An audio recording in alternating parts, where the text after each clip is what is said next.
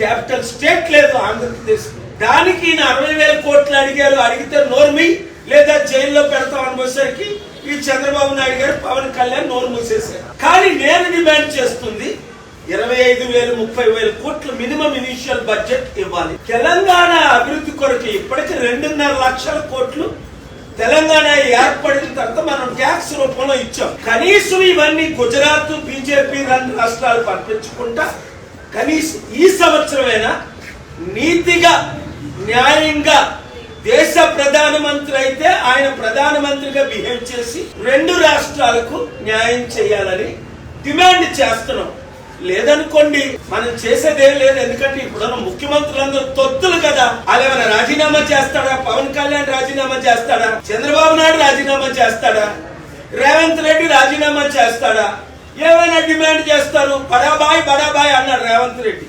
అరే మరి నువ్వు బడాబాయ్ అంటే ఆయన ఏం చేస్తాడు? నీకు చోటాబాయ్ తుచ్చుప్ పడో हम कुछ नहीं करेगा అంటే నైతో అందరు డాలేంగే ఓటుకు నోటు కేసులు అంటే నోరు మూసుకొని ఉంటారు. కనుక మన తెలుగు రాజకీయ నాయకులు మోదీ తొత్తులు కనుక తెలుగు ప్రజల తరపున నేను తెలంగాణ ఆంధ్రప్రదేశ్ కి న్యాయం చేయాలి అని ముందు ఇంగ్లీష్ లో చెప్పాం.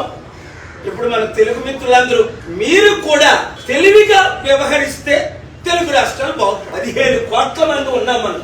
మీరు ఒక్కొక్కరు 10 మందిని నాన్ తెలుగును రీచ్ అయితే 150 కోట్లు జనాభాని మనం రీచ్ అవుతాం. 3వ పాయింట్ ఇంపార్టెంట్ ఏంటంటే ఇప్పుడు ఘోష్ ఇన్వెస్టిగేషన్ ఒకటి జరిగింది. Retired chief justice of west Bengal. ఆ ఇన్వెస్టిగేషన్ లో 1,10,000 కోట్ల అవినీతి అయిన కాళేశ్వరం ప్రాజెక్టు గురించి కనీసం కాళేశ్వరం ప్రాజెక్టు ఎవరు తీసుకున్నారు అన్నది ఈ రోజు కూడా ఆ మెగా కృష్ణరెడ్డి కనీసం పిలిపించలేదు. కోసాట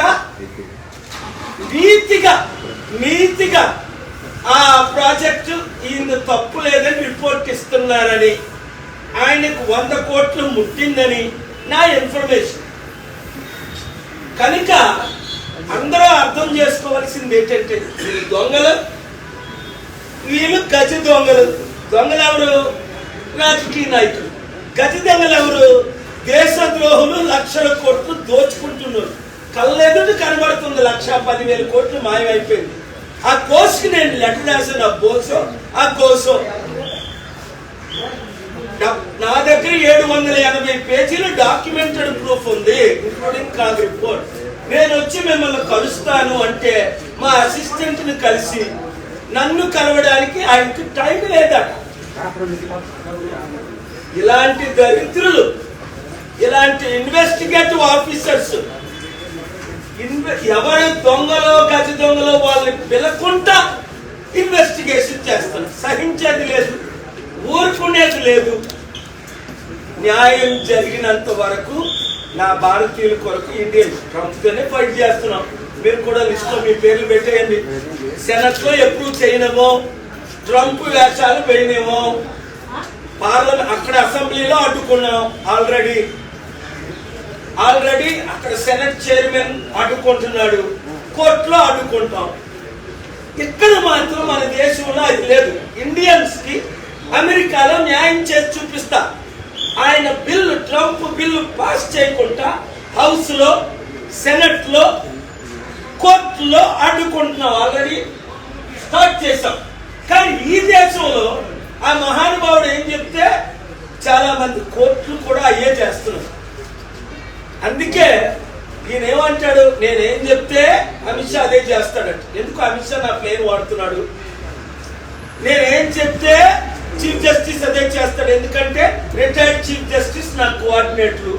నేనేం చెప్తే ముఖ్యమంత్రులు అదే చేస్తారు. ఎందుకంటే వాళ్ళకి 100 కోట్లు 1000 కోట్లు ఎలగిచ్చాను, నా దగ్గర ఎవిడెన్స్ ఉంది. ఇలాగ దేశం అయితే ఇంక ఏం దేశం బాగుపడుతుంది? కనుక రండి పోరాడదాం. ఎప్పటికైనా న్యాయం జరుగుతుందని నేను నమ్ముతున్నాను. Thank you very much. Sir, ఏంటి హిందువుల్ని అవమానిస్తున్నారు, సనాతన ధర్మం పట్ల ఏంటి వివాదాస్పద వ్యాఖ్యలు చేస్తున్నారు? పాపనాశనంలో స్నానం చేస్తే పాపాలు పోవా? ప్రేయర్ చేస్తే పాపాలు పోతాయా? హిందూ శాస్త్రాల ప్రకారం, భగవద్గీత ప్రకారం, వేద ఉపనిషత్తుల ప్రకారం సర్వ పాపో పరిహారో రక్త ప్రోక్షణం అవశ్యం. తద్రక్తం పరమాత్మైన పుణ్యదాన బలియాగం. క్రైస్తవులు వెళ్ళి బాప్తిసం తీసుకున్నందు మాత్రాన్ని, ముస్లింలు మక్కా వెళ్ళినందు మాత్రాన్ని, ఈ దొంగలు గజ దొంగలు విఐపి ఎంట్రన్స్ తో మందిరానికి వెళ్ళినంత మాత్రాన్ని పాపాలు క్షమించబడవు అని హిందూ శాస్త్రాలు చెప్తున్నాయి. పాపాలు క్షమించబడాలంటే సర్వపాప పరిహారం రక్త ప్రోక్షణం అవశ్యం. The blood of the shed is needed for what? Tadraktam paramatmena punyadhana balyagam. That blood has to be from heaven, come as a human, die for the mankind, which Jesus did for all. Jesus was not a Hindu, Muslim, Christian. So these killers and looters and liars and cheaters are never going to go to heaven, such as Mega Krishna Reddy or Narendra Modi or Chandrababu Naidu, Pawan Kalyan. If the path to heaven can be bought with money, then where about all the poor people will go who have no money?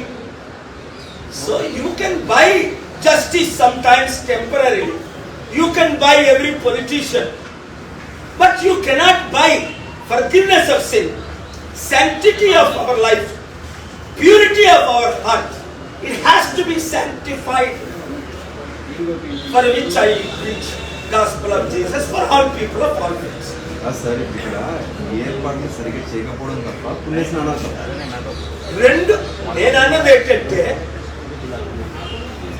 ఒకటి పుణ్యక్షేత్రానికి వెళ్ళినందువల్ల బాప్తిసం తీసుకున్నందువల్ల పాప క్షమాపణ జరగదు. మనసు మారాలి. నువ్వు మర్డర్లు చేసేసి, నువ్వు లూట్ చేసేసి, నువ్వు దొంగతనం చేసేసి 1,10,000 కోట్లు కాలేసి 48,000 కోట్లు తినేసి, నువ్వు ముఖ్యమంత్రులు డబ్బులు ఇచ్చేసి నేను పరలోకి వెళ్తానంటే అంతకన్నా పెద్ద ఫూల్ ఎవడున్నాడు? దేశాన్నే ద్రోహం చేసేసి 2,000 మందిని గుజరాత్ లో తగలెట్టేసి నేను అమెరికా కాదు కదా వీసా క్యాన్సిల్ అయితే మళ్ళీ వీసా కేఎఫ్ఆర్ ఇప్పించడానికి, నేను స్వర్గానికి ఎవరికి ఎంట్రన్స్ ఇప్పించలేదు. బ్లాక్ లిస్ట్ లో నుంచి మోదీ గారిని తీసా, ఆయన అడిగారు కాబట్టి. కానీ ఆయన స్వర్గానికి రూట్ ఏంటంటే మోదీ గారు పాప క్షమాపణ పొందాలి, మారు మనసు పొందాలి, మంచితనం స్టార్ట్ చేయాలి. ఇలాంటి చేస్తేనే స్వర్గం. ముఖ్యంగా ఈ ధనవంతులు, ద్రోహులు, గజ దొంగలు దేవుని తీర్పు తప్పించుకోలేరు. కోర్టులు మేనేజ్ చేయొచ్చు, ఆఫీసర్లు మేనేజ్ చేయొచ్చు, కొంతమంది జడ్జిలు మేనేజ్ చేయొచ్చు, దేవుణ్ణి మేనేజ్ చేయలేరు. కుంభమేళలో చనిపోవడం చాలా విచారం ఏంటంటే, ఎంతో మంది భక్తులు నమ్మకంతో వెళితే కనీసం వాళ్ళకి తిరుపతిలో ప్రొటెక్షన్ లేదు. మొన్న 6 మంది చనిపోయారు. ఇక్కడ ఎన్ని వందల మంది చనిపోయారో తెలియట్లేదు. ఇది ప్రివెంట్ చేయాలి కదా. ఒక మనిషి జీవితం విలువ ఎంత కాపాడాలి. ఎవరిది బాధ్యత? ముఖ్యమంత్రిది, ప్రధానమంత్రిది. మరి వాళ్ళ బాధ్యత చేపట్టినప్పుడు మళ్ళా విఐపి ఎంట్రన్స్ ఇచ్చినప్పుడు ఏమవుతుంది? నేను వచ్చాను అని, నాకంటే ప్రపంచంలో వివిఐపి ఎవరు? నేను